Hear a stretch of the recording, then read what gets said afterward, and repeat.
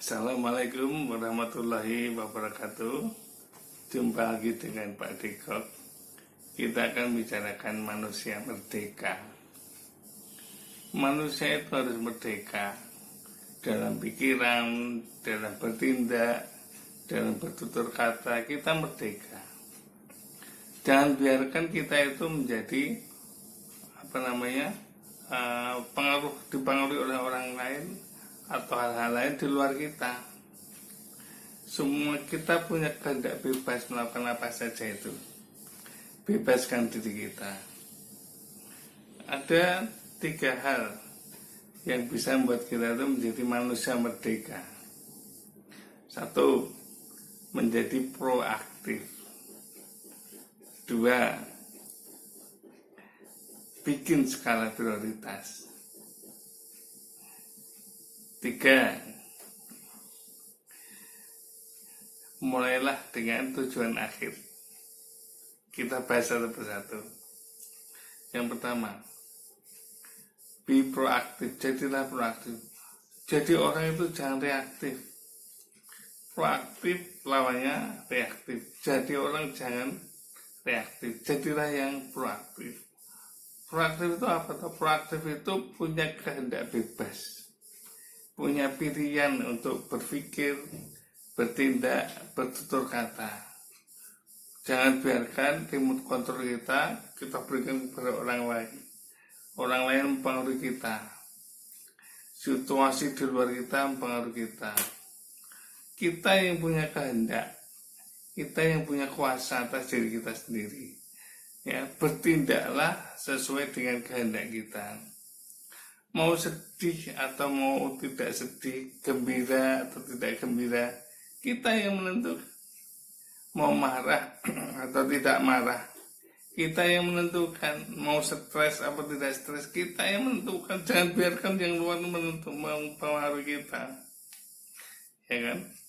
Misalnya orang stroke itu biasanya merasa sendiri, jenuh. Kenapa? Ya karena kita sendiri yang membuatnya jenuh. Ya kan? Jadi kita buat menjadi proaktif biar tidak jenuh itu seperti apa itu tergantung kita kok jenuh atau tidak jenuh itu. Ya. Kalau kita misalnya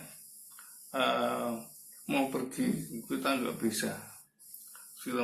Wah ini kaki ini udah jalan nggak bisa, badan itu rasanya berat untuk kemana-mana.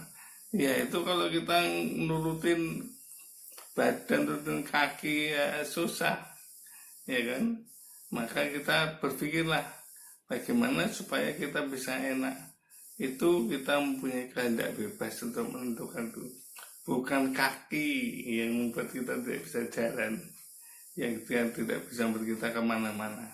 Tapi keinginan kita ini loh, pikiran kita ini yang mengatakan, wah karena kaki kita susah untuk jalan, kita nggak bisa kemana-mana. Kemana-mana itu nggak tergantung kaki kok.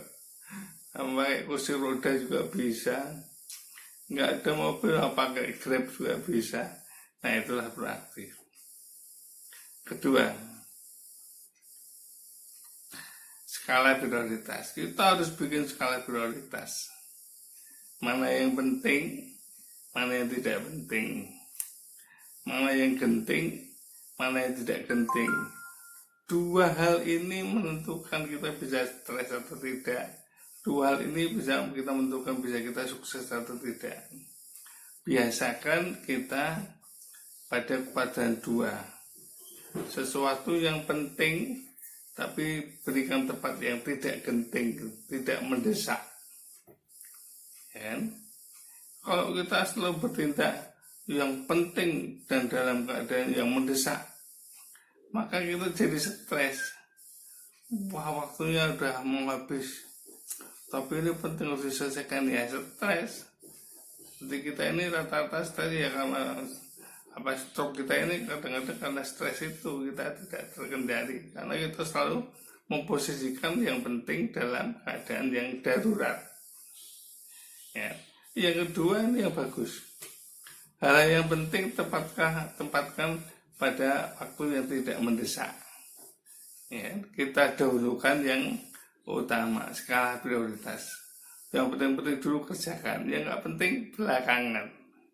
Nah ini yang paling membuat kita tuh nyaman, paling membuat kita enak dalam hidup kita ini. Ya, kita menjadi orang merdeka. Yang ketiga, mendesak tapi tidak penting. Itu mendahulukan hal yang tidak penting dalam waktu-waktu yang prime time, itu kan sayang. Waktu kita itu kita habis terbuang untuk hal yang tidak penting. Ya, bermain yang tidak ada gunanya. Ya, punya HP-nya smart, tapi orang yang punya tidak smart, lalu kita tidak menggunakan hal-hal yang smart gitu kan, itu tidak penting. Main HP, main game itu nggak penting gitu, tapi waktu utama kita gunakan untuk main game itu tidak penting. Yang keempat, tidak penting, ya, tidak penting dan tidak genting. Nah ini orang-orang sia-sia ini, sesuatu yang sia-sia kita kerjakan, nggak penting dan tidak genting, yang itu nggak usah dikerjakan, malah dikerjakan, ya kan? Nah, jadi skala prioritas itu penting. Yang ketiga, apa tadi yang ketiga? Ya, mulai dengan tujuan akhir. Kita harus mempunyai tujuan yang jelas. Kadang-kadang kita itu tujuannya nggak jelas. Jangankan tujuan jangka pendek, tujuan jangka panjang aja kadang-kadang kita nggak jelas kok. Tujuan hidup kita apa? Tujuan jangka panjang sekali nggak jelas kadang-kadang. Maka hidup kita yang montang-manting.